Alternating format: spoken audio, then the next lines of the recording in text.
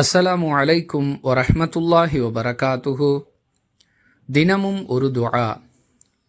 ரசூலுல்லாஹி ஸல்லல்லாஹு அலைஹி வஸல்லம் அவர்கள் கேட்ட மிக முக்கியமான 4 அம்சங்களை கொண்ட ஒரு துஆ. ஒவ்வொரு தனி மனிதனுக்கும் தேவையான மிக மிக முக்கியமான 4 அம்சங்களை ரசூலுல்லாஹி ஸல்லல்லாஹு அலைஹி வஸல்லம் அவர்கள் அல்லாஹ்விடம் கேட்டு பிரார்த்தனை செய்கிறார்கள். இந்த பிரார்த்தனை முஸ்லிம் எனும் நூலில் 5265வது ஹதீஸில் பதிவு செய்யப்பட்டிருக்கின்றது.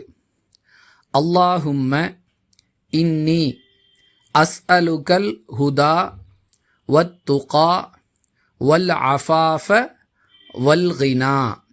மீண்டும் ஒரு முறை சொல்லுகிறேன். அல்லாஹும்ம இன்னி அஸ்அலுகல் ஹுதா வத்துகா வல் அஃபாஃப வல் கினா. இறைவா, உன்னிடம் நேர் வழியையும் இறை அச்சத்தையும் சுய கட்டுப்பாட்டையும் போதுமென்ற மனதையும் வேண்டுகிறேன்.